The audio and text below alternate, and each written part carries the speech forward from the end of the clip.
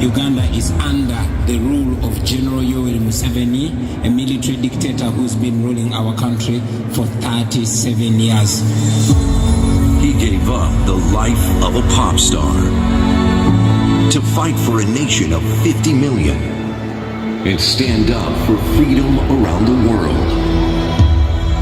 You know, dictators always stand with each other.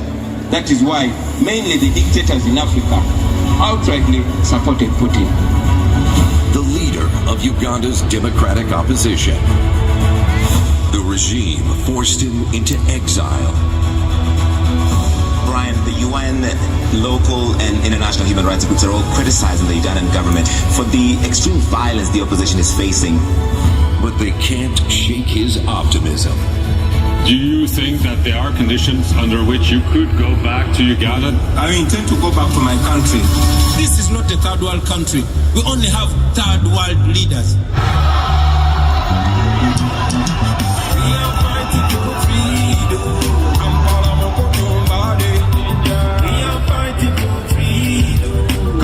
Please get on your feet for our 2026 hero of democracy, Bobiwine'S.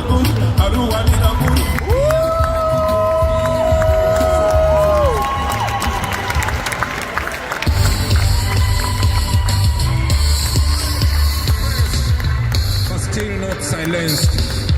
When I demand for my rights, they label me a rebel. Anyway, I'm not a criminal. I swear I'm not a criminal. Being political don't make me criminal. I swear I'm not a criminal. Speaking out don't make me no. This is the message to the world government, expressing what's exactly on the Ugandans' minds. I say we are fighting for freedom. Freedom can be safe, voice of freedom. We are fighting for freedom. We are fighting for freedom. Free all the political prisoners. We are fighting for freedom. Listen to my argument. We are living in a time similar to the one of slave trade. The operation is just like apartheid. The gun is the master and the citizens slave. The ball of Africa is bleeding. Question, what was the purpose of the liberation? If we can't have a peaceful transition, what is the purpose of the constitution? When the government disrespect the constitution, where is my freedom of expression? When they jail me because of my expression, see what they're doing to our nation. They're teaching the future generation. See the leaders become misleaders, and see the mentors become tormentors. Freedom fighters become dictators. They look at the youth and say we are detractors. We are fighting for freedom. They're in Kaija, we are fighting for freedom. Free Bobiwine'S, free everyone. We are fighting for freedom. Mana Uganda bali kumawanga. We are fighting for freedom. Africa. Yeah. Well, if you feel like giving up, remember why you started. Freedom fighters. I can see your personalities in your eyes. Everything shows you want to give up, but I can feel your sweat, your pain, your stress, and your frustration. You got to, you got to rise up. Think about tomorrow. Leave behind your fears. There are days when the sky's not blue, and then begins the sign of doom. Trust in God and believe in Him. Trust in God, believe in Him. Anyway.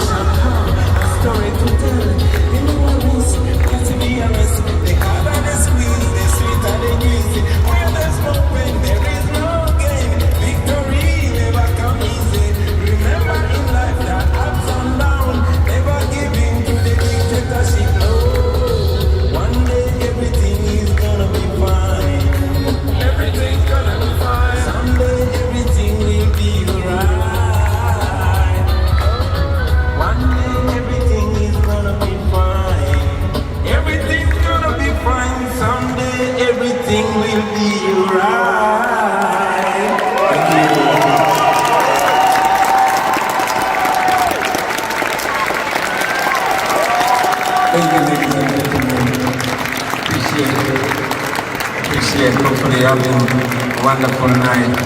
My name is Bobiwine'S. I come from Uganda, the most beautiful country in the world. They call it the Pearl of Africa. That is where the Great River Nile starts from. A country of 50 million people, the youngest country in the world. I'm so proud to belong to Uganda. Wonderful country, but miserable because it's under the subjugation of General Museveni since 1986. 40 years of misery, 40 years of corruption, 40 years of gun rule, but we still dare to dream for a better day. I'm honored to be here, ladies and gentlemen. And while I'm here in a beautiful hall, while I'm here sharing smiles as we speak right now, more abductions are going on, more killings are going on. On the 15th of January, we had an election. I was running for president and I believe that I won. But since that day,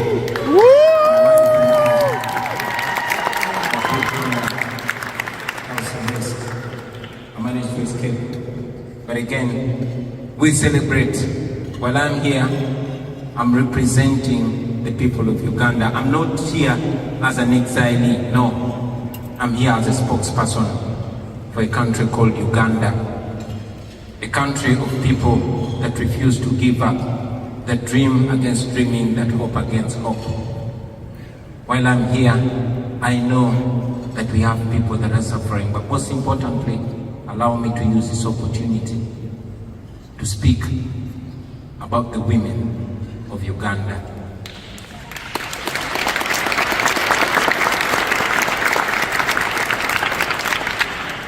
While so many people are bearing the pain, but the women of Uganda in a very special way are standing in the gap.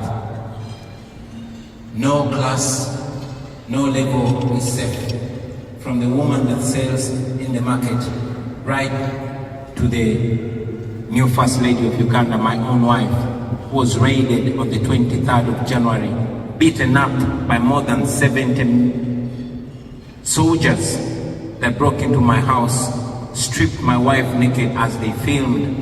And General Muhoozi Kainerugaba, who is the Chief of Defense Forces and son of General Museveni, who is the President of Uganda, tweets naked pictures of our comrades, tweets subjugated pictures of my wife with pride, celebrating that he's winning. But not just my wife, the strong women that go up to paying the ultimate price.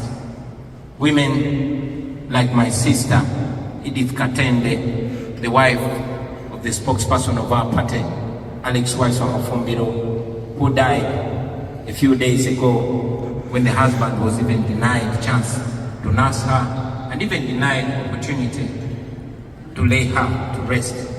Women like Irene Nachibuka, who was so much of my fan that she had a tattoo of my name on her leg. That was reason enough to kill her, and she was buried.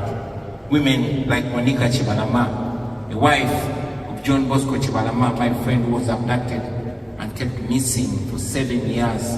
The wife demanded for him, refused to give up, until one day she was also found suspiciously dead in her house. Women like Fauzia Natalie, who we fondly call Mama Cherile, the wife of my personal political assistant, whose house was raided and she was picked up by the military in full view of cameras, all that is recorded. She's kept in military detention for 37 days, even against a court order. Women like Agatha Nazua, who we fondly call Blue Tick, she was abducted and she's still missing. All mothers, daughters, wives and spouses of the political prisoners. Female political prisoners like Olivia Lutaya, who has spent years in prison for simply wearing a t-shirt that has my picture on it. Women like Sauda Madada, women like Doreen Kaija and many others, we hold them in high regard. But most importantly, ladies and gentlemen, we look at the solution and not at the problem. Now that we know the problem, now that it's clear that Uganda is under dictatorship like many other countries. And now that I have the opportunity to speak for those millions of people, to the modern world, to the United States of America, who we know is the world's biggest democracy, we request you not to continue supporting dictators in Africa, not to continue choosing diplomacy over democracy, not to continue choosing business over human rights, because the dictators in Africa and particularly in Uganda rob our countries, plunder our countries, and they invest and come here and enjoy those monies. These are dictators that abuse democracies, but they enjoy and benefit out of them. We request you to use the tools that you have to sanction those gross human rights violators, the abusers of democracy and the rule of law. Don't allow them enjoy the money they steal from our countries. Our countries, hospitals are run down and the schools are run down, and they're comfortable about it because they seek medical, they seek treatment in the developed world. Their children are studying here. But if you slap sanctions on them, then they will think twice when they are carrying out mass killings. We ask you to evoke the Magnitsky laws that you have. Those are tools that are not only helpful to you, but they can be helpful to us. Finally, on behalf of the people in Uganda, I know that every time we come and make our case here in the Western world, particularly in America, they accuse us of being agents of the West, of being agents of neocolonialism. But I say to you that we are not asking you to come and help us. We are only asking you to stop sponsoring our oppression. I believe that's not. Thank you very much.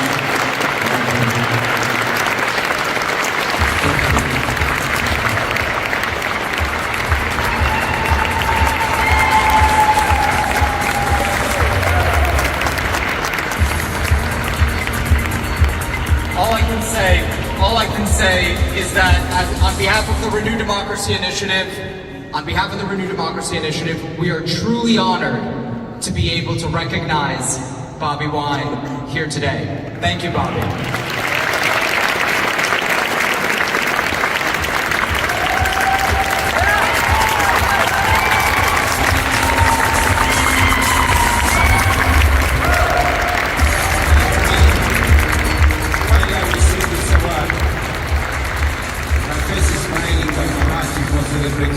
I want to dedicate it to all the political prisoners and prisoners of conscience. Dr. Kiza Besigye, my deputy president, Honorable Mwanga Chifumbi, the women in prison, those that are in detention, those that are missing, and those that have been killed. Your pain will never go in vain. We can only honor you by not giving up and by standing for the cause that you are paying a big price for. One day we will